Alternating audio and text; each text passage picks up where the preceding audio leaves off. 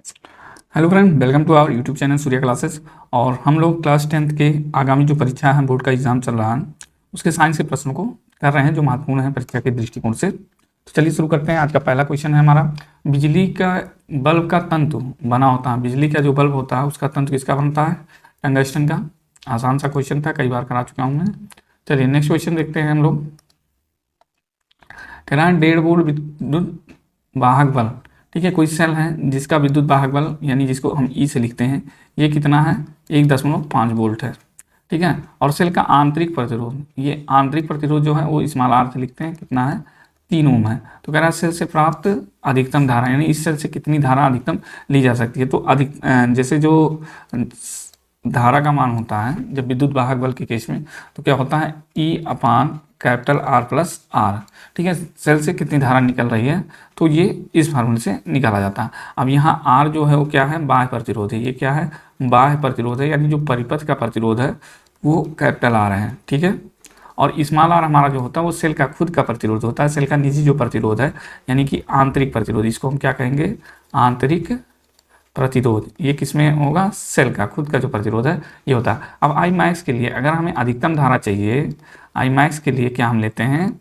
I max के लिए क्या होता है कि जो कैपिटल आर है यानी परिपथ का जो वो है प्रतिरोध है, वो हम क्या लेते हैं? 0 लेते हैं, यानी परिपथ में हमें प्रतिरोध नहीं चाहिए, पूरा पूरा करंट फ्लो करे। तो आई मैक्स का जो फार्मूला हो जाएगा, I max equal to E upon R के जगह पर 0 रखेंगे तो क्या हो जाएगा? आर। और ई का मान कितना दिया है? 1.5 वोल्ट। और आर का मान कितना दिया? 3 ओम, ठीक है। इसको काटेंगे तो कितना आएगा? 0.5 एम्पियर। कितनी धारा मैक्सिमम बहेगी? 0.5 एम्पियर, यानी कि हमारा ऑप्शन बी जो है वो करेक्ट ऑप्शन हो जाएगा। तो चलिए नेक्स्ट क्वेश्चन देखते हैं। नेक्स्ट क्वेश्चन क्या कह रहा है? एक अवतल लेंस की फोकस दूरी 5 मीटर है, इसकी क्षमता क्या होगी? तो लेंस की क्षमता जो होती है पी इक्वल टू होता है 1/f, किसमें? मीटर में। अगर f मीटर में नहीं दिया है तब क्या हो जाएगा? 100/f। अगर f सेंटीमीटर में दिया है तो 100/f होता है। यहाँ पर चूंकि क्या दिया है? मीटर में दिया है, तो इसको हम लोग कर देंगे 1/5 मीटर, ठीक है। 1/5 metre, p equal to 1/5 metre, यानी कि कितना आ गया हमारा? 0.2 मीटर। अब यहाँ पर एक केस देखते हैं, जैसे यहाँ -2 भी लिखा और 2 भी लिखा। अब अवतल लेंस की बात करते हैं, तो अवतल लेंस हमारा इस तरह से होता है, ठीक है। अवतल लेंस इस तरह से होता है और इसका फर्स्ट सरफेस इधर होता है, यानी फोकस दूरी इसकी इधर होगी। और इधर जितनी दूरियां ली जाती हैं वो क्या ली जाती है? निगेटिव। और इधर जितनी दूरियां ली जाती है क्या ली जाती हैं? पॉजिटिव ली जाती हैं। तो इसलिए अगर अवतल लेंस की बात किया जाए तो इसकी फोकस दूरी है वो क्या होगी? निगेटिव होगी। तो पावर भी क्या होगा? इसका निगेटिव होगा। तो यानी कि इसका करेक्ट ऑप्शन जो होगा वो ऑप्शन बी सही होगा, -0.2 डायोप्टर इसका करेक्ट आंसर होगा। कितना होगा? -0.2 डायोप्टर, ठीक है। चलिए नेक्स्ट क्वेश्चन पे चलते हैं। देखिए अगला क्वेश्चन क्या दिया है? आपके घर की टीवी में एक एलईडी लगा है जो 0.75 वोल्ट पर और 100 मिली एम्पियर पर कार्य करता है। इसकी शक्ति क्या होता है?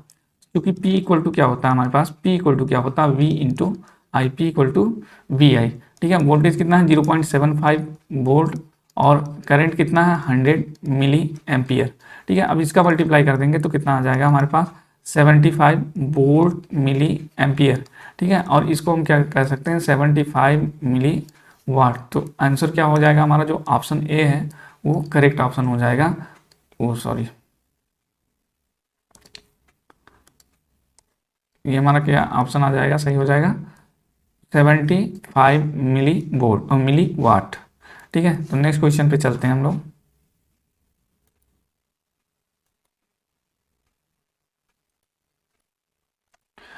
ये अगला क्वेश्चन है हमारा, प्रकाश का वेग निम्न में से किसमें सर्वाधिक होगा? सबसे अधिक प्रकाश का वेग किसमें होता है? तो देखिए प्रकाश का जो वेग है वो निर्वात में सबसे अधिक होगा, सबसे अधिक कहाँ होता है? निर्वात में। ठोसों में कम होता है। ठोस में अगर बात किया जाए तो इन तीनों में ये कांच जो है इसमें क्या होगा? सबसे कम होगा। सबसे कम कहाँ होगा? कांच में। और सर्वाधिक कहाँ होगा? निर्वात में, ठीक है। नेक्स्ट चलते हैं क्वेश्चन, अंतरिक्ष यात्रियों को आकाश कैसा दिखाई देता है? बताइए कैसा दिखाई देता होगा? आप क्या गेस कर रहे हैं? नीला गेस कर रहे हैं ना, लेकिन नीला ऑप्शन क्या है? गलत है। नीला ऑप्शन क्या है? गलत है। नीला ऑप्शन सही ऑप्शन नहीं है हमारा, ठीक है। अब अंतरिक्ष यात्रियों को आकाश कैसा दिखाई देता है? काला दिखाई देता है। सही ऑप्शन क्या है हमारा? Option A. क्यों काला दिखाई देता है? क्योंकि देखिए अंतरिक्ष में क्या है, अंतरिक्ष में वायुमंडल तो है नहीं, यानी क्या है, निर्वात है। और जब निर्वात है तो वहाँ ना तो परावर्तन होता है और ना ही अपवर्तन होता है। तो इसलिए अंतरिक्ष यात्रियों को अंतरिक्ष का रंग कैसा दिखाई देता है, काला दिखाई देता है। ये इंपॉर्टेंट क्वेश्चन है, नोट कर लीजिएगा। चलिए नेक्स्ट क्वेश्चन पे चलते हैं। क्या कह रहा है, एक उत्तल दर्पण की वक्रता त्रिज्या 32 सेंटीमीटर है, यानी आर कितना दिया, 32 सेंटीमीटर। दर्पण कैसा, उत्तल दर्पण है, ठीक है। इस दर्पण की फोकस दूरी f क्या होगी, यह पूछा जा रहा है।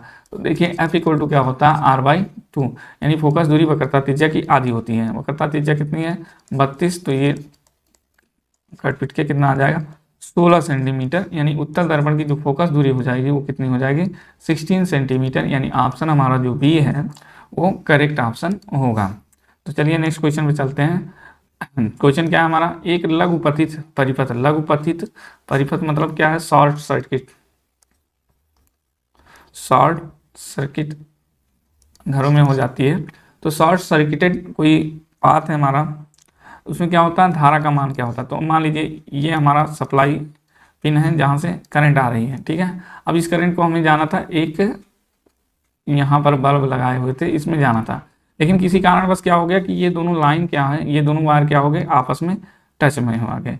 तो अब क्या है, करंट ऐसे जाएगी और इधर से चली जाएगी, ठीक। इसी को क्या कहेंगे, शॉर्ट सर्किट। यानी कि जब आपका मेन फेज यानी कि विद्युतमय तार या पॉजिटिव तार और निगेटिव वायर क्या होते हैं, किसी कारणवश आपस में टच हो जाते हैं, कनेक्ट हो जाते हैं यहाँ से, तो क्या हो जाता है, इसको क्या कहते हैं, लघुपथन कहते हैं, शॉर्ट सर्किट कहते हैं। और इसमें क्या होता है, करंट का मान अचानक बहुत बढ़ जाता है, क्या हो जाता है, बहुत बढ़ जाता है। तो शॉर्ट सर्किट में क्या हो जाता है, करंट का मान अधिकतम हो जाता है, क्या हो जाता है, करंट का मान अधिकतम हो जाता है, समझ गए।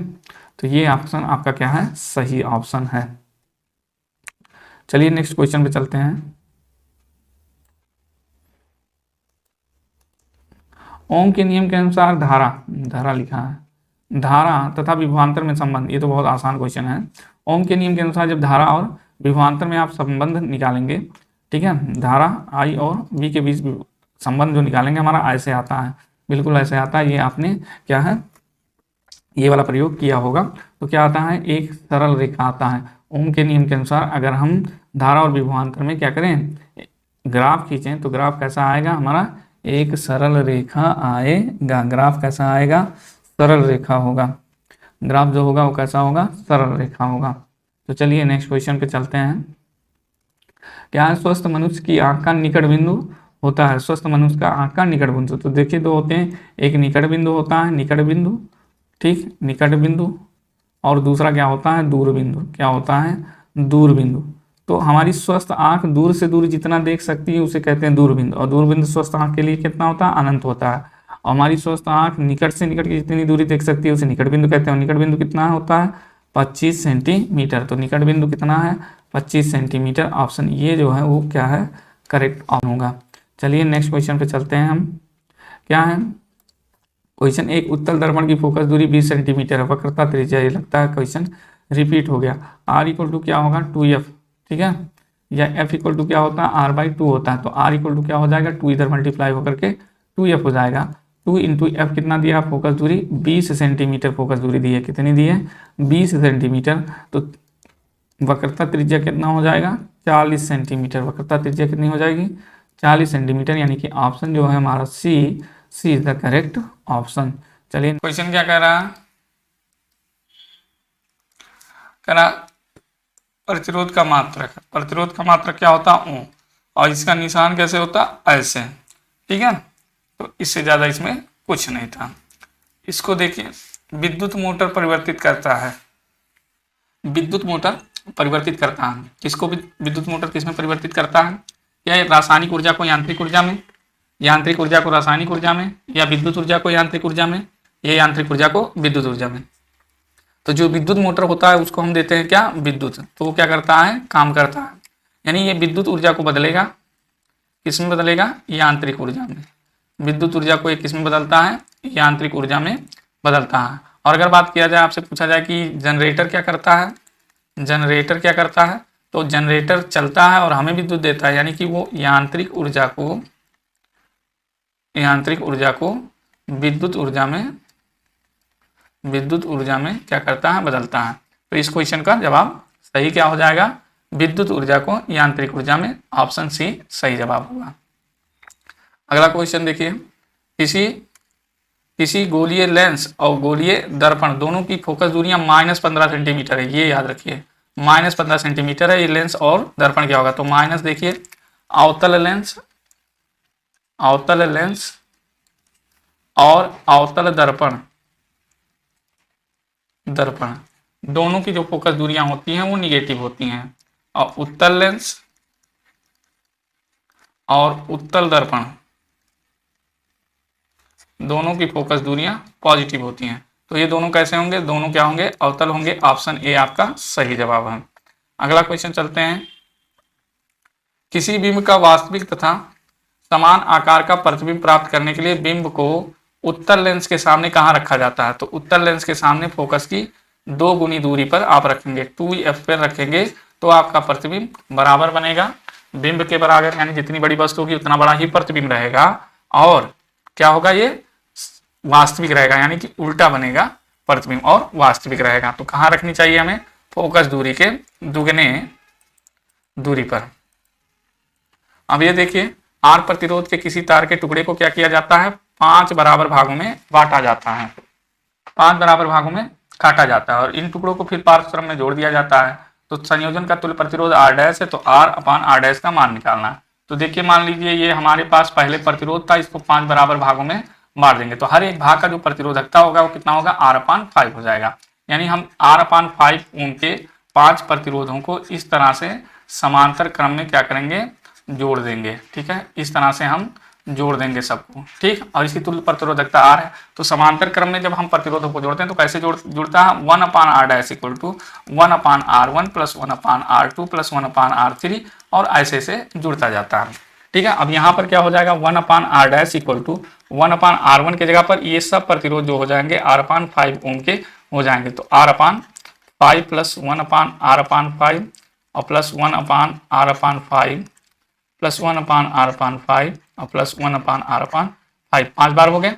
अब इसको जोड़ेंगे, इतने को जोड़ना है हमें, 1/5 बार जोड़ना है, तो हम ऐसे लिख सकते हैं R dash equal to 5 into 1/R/5, ये क्या हो जाएगा, 5 इंटू 5/R, तो 1/R डैश इक्वल टू हो जाएगा 25/R, R को इधर भेजिए, तो R/R डैश इक्वल टू क्या हो जाएगा 25। तो हमारा सही ऑप्शन क्या हो गया, 25, यानी ऑप्शन ए हमारा क्या हो जाएगा, सही ऑप्शन हो जाएगा।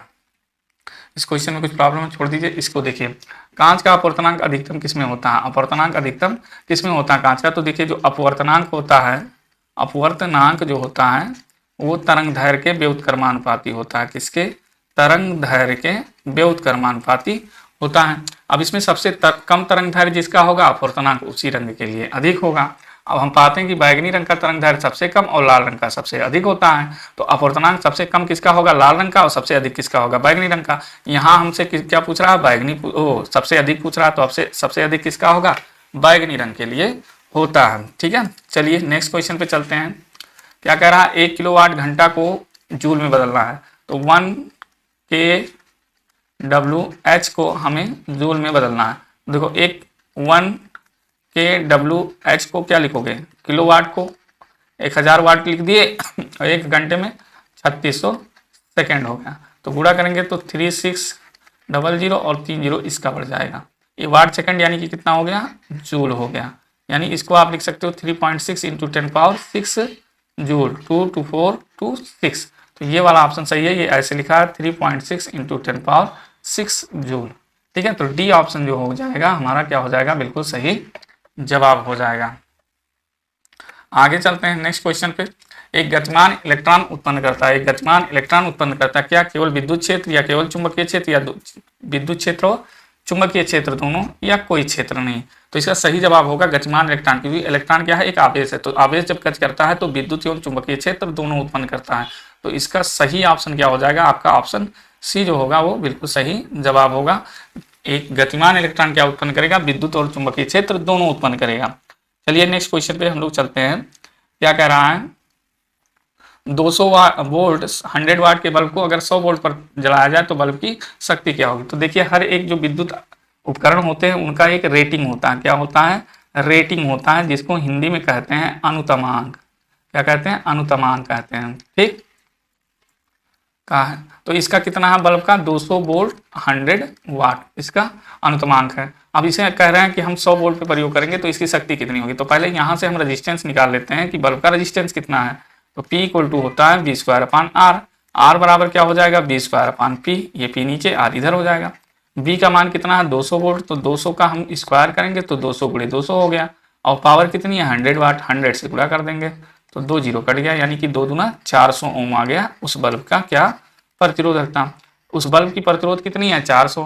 अब 100 वोल्ट पे जलाने पर P कितना होगा, पावर कितना हो, power equal to V square upon R होता है। B की जगह पर इस बार कितना रखेंगे 100 रख देंगे, तो 100 इंटू 100 अपान कितना है 400, डबल जीरो यहाँ से कट जाएगा, कितना हो गया 100 अपान 4, काटेंगे तो 25 हो जाए 100 होता है, यानी पावर कितनी आ गई 25 वाट। तो आंसर कौन सा हो गया, ऑप्शन बी।